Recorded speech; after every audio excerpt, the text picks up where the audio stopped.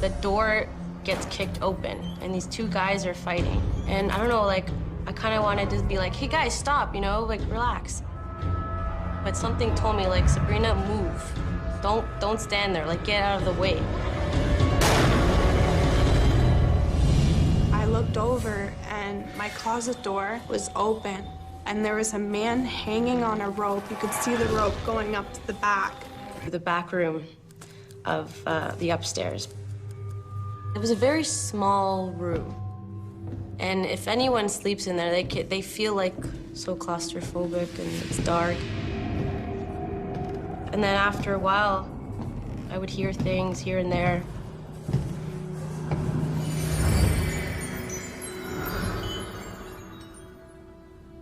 Ghosts. They're scary, evil troublemakers.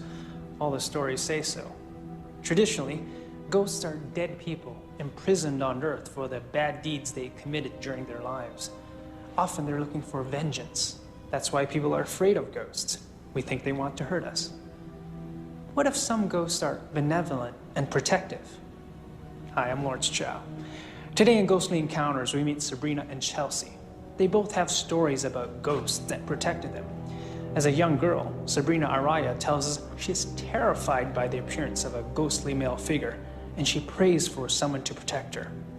Her prayer is answered, and Sabrina's protector arrives in a most unexpected form.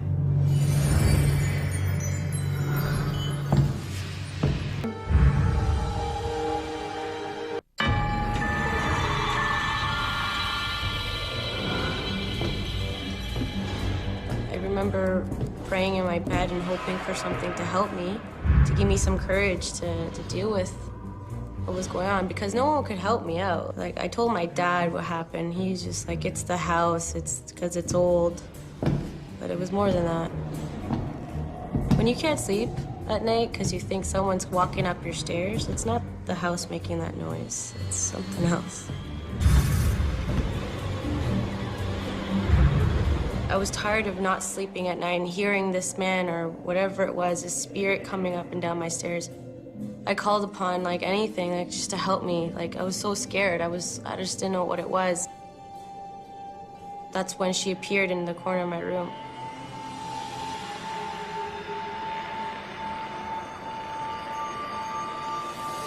It was like a white, like, floating image of a body, long black hair, big black eyes, pale skin, and big red lips.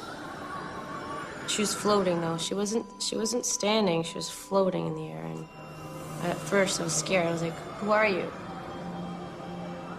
"I'm your Aunt Maria." But this was in Spanish. So I said, "Okay." She said, "Don't be scared. I'm here to protect you." And then I went to sleep. I felt that she was a spirit. She was my, like, angel. Yeah, it was comforting when she came. I felt at ease. I felt safe.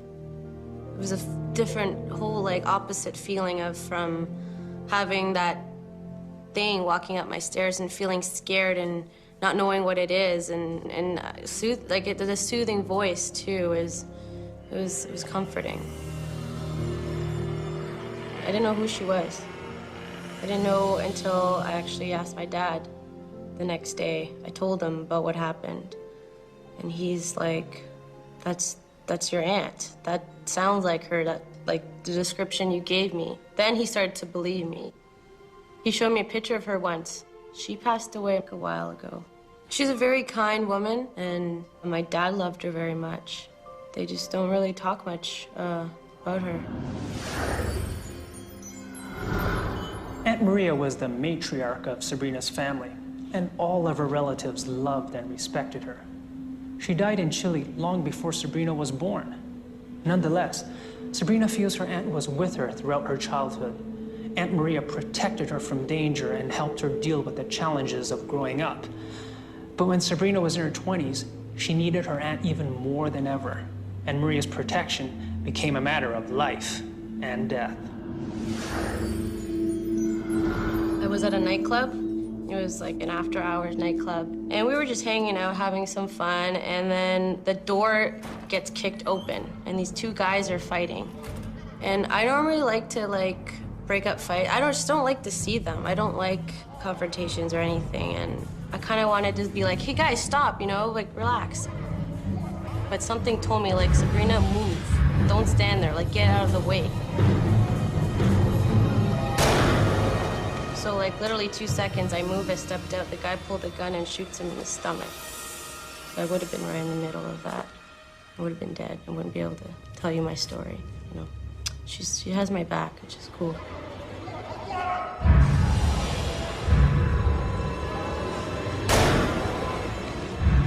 I feel like there's something out there that I have to do and that my time isn't yet. Like, I have a lot of things to experience before I leave this place and go somewhere else, you know what I mean? So I feel like she's helping me through the tough times. It's a gift, knowing that you know, you're looked after. I think that she really loves me. Like, she wants to know that I'm okay, wants to make sure that I'm safe. She's like a friend, you know, like a good friend that you rely on. It's like a big hug, like a nice warm hug, like, but in my head. I don't know if that makes any sense, but it's like she's there and she's helping me and protecting me, and it feels good. I most definitely believe that everyone's angel's always gonna be with them. They're your guardian angel. They're gonna be with you for your whole life. In the Christian tradition, guardian angels watch over us and sometimes intervene in human affairs. Some Christians, especially Catholics, believe each of us has our own guardian angel. Sabrina believes the ghost of Aunt Maria is her special protector. But Chelsea Williamson claims she has not one, but many ghosts protecting her. I've encountered many things throughout my life that some people can't seem to explain to me. It was a mixed emotion. I wasn't quite frightened, but at the same time, being at a young age, and I hadn't really opened up to anybody about it yet because I didn't even understand it to myself. Being as young as I was, I didn't know what to feel. Like, I felt safe on one side, but at the other side, it's like, oh my goodness, what is this?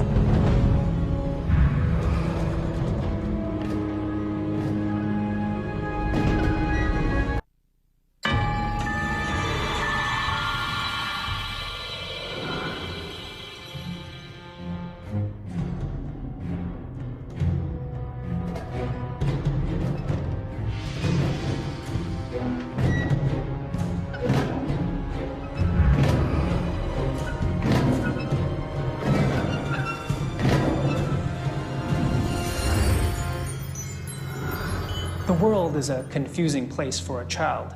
Throw ghosts into the mix, and it gets even more bewildering. Chelsea tells us that ghosts appeared to her throughout her childhood.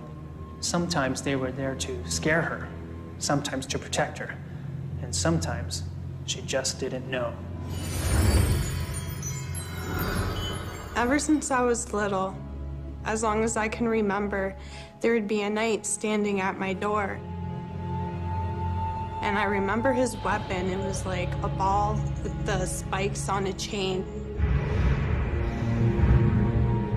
And the way he was standing, he was facing out, so it almost looked like he was protecting me or protecting the room that I was in. And every time I looked at him, he would turn around and he would walk towards me as if I asked him to or something. And when he did walk towards, I didn't really want to look because I was scared, so I would turn away.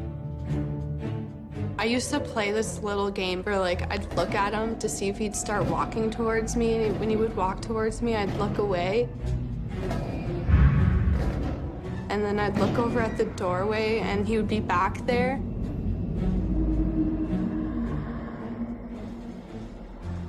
Because I was so young, it was frightening. I didn't understand what he was doing there. I hadn't really talked about it too much to anybody, so it was like I was trying to figure out what is this thing doing in my doorway. I got used to him a little bit after being there, but there was still that little fear there, not knowing who or what he was. Eventually, my mom told me if I'm ever scared of something, I can tell them to go away. So I told him to go away.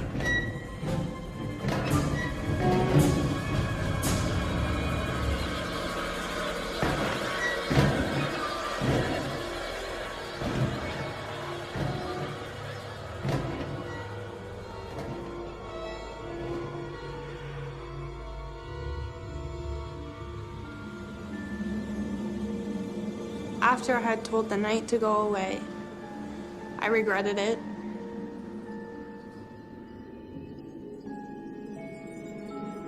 I remember laying there in bed and hearing rustling around. So I looked over and my closet door was open and there was a man hanging on a rope. You could see the rope going up to the back and like hanging from the top of the closet. It was really weird because it was like he was moving and everything and he was yelling at me and his pants were like ripped and dirty. His hair was dirty blonde and his face was pale and he was a very ugly man. I didn't know what to do and I turned over, put my blankets over my head, just praying that he would go away. When he was yelling at me, it was like, help me, help me. Get me off of here, help me. He was very scary to go from a night standing at my door to this scary figure in my closet yelling at me was probably one of the most frightening things a little kid could see. He was still yelling, I could hear him. I'm trying to get him out of my head and then I heard a noise.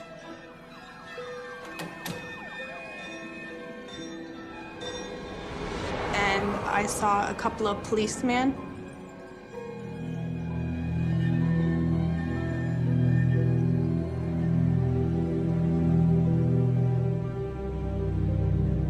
One of the policemen had stood out more than the rest, and just the look that he gave me was pure comfort, and I felt comfortable with him, and it was like he was telling me everything's okay.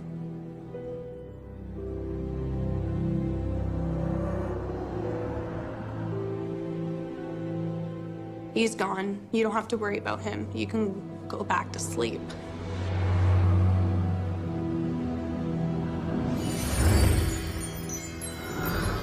Chelsea tells us the policeman ghost protected her from the hanging man and made him vanish. But is the hanging man gone for good? And will there be other ghosts to defend Chelsea if he appears again? I went to the park with my sister. She was over at the playground area with her friend. I went off by myself to play basketball. Something caught my eye and I looked. And it was a man hanging on the rope again. And he was hanging from the swing set. I kind of stood there in fright. Oh my gosh, he's back. And once again, he was yelling at me, help me, help me. And I didn't know what to do, and I'm by myself at the other end of the playground. And I had looked over by the park bench, and there was a black man sitting there. And I could tell he was a spirit. He was looking at me, so I knew, like, he knew that I could see him. And he was very tall. He was a big man. So he made me feel comfortable. I wasn't really frightened of him.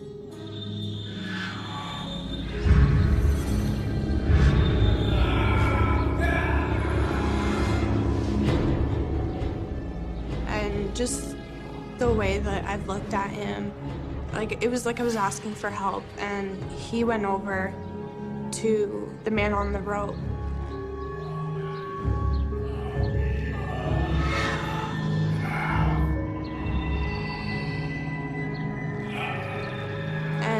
he told him that it was time to go away, he was dead. And it's almost like they just fade out and they're just gone. And I have never seen either one ever since. With the man on the rope, on one end I felt a little bit relieved because he was gone, but at the same time I was still a little frightened that he had come back. I don't think he knew that he was dead, and he needed somebody to reassure that he was. If I were to see the hanging man again and have the chance pretty much to get him gone myself instead of asking for help, I think I would pretty much just tell him that he's dead, he has to move on, I can't help him, and he has to go to the light, to the other side where he will be happy, and there's people there waiting for him. Sabrina tells us that her guardian angel, Aunt Maria, appeared because she prayed. But Chelsea claims that she didn't ask for her defender ghost to show up. Sabrina's protector, Aunt Maria, is a deceased family member. But Chelsea's spiritual defenders are strangers to her. Despite these differences, both stories have an important common element. Both Chelsea and Sabrina tell us they experience good and bad ghosts. From Sabrina's and Chelsea's stories, we can come to a conclusion that many others have arrived at throughout history. It would seem that if there is a ghostly world, it's a lot like ours, full of creatures, both good and evil. Looking back at the protective ghosts, it's helped me a little bit knowing that not all of them are scary. Not all of them, like, they're not out to hurt you. And if you need them, they're there. You just have to call upon them. You have to say, I need your help, because they won't come unless you ask them to help you. It's the one thing that you need to know about guardian angels. They're there, you just need to help. You need to ask for help.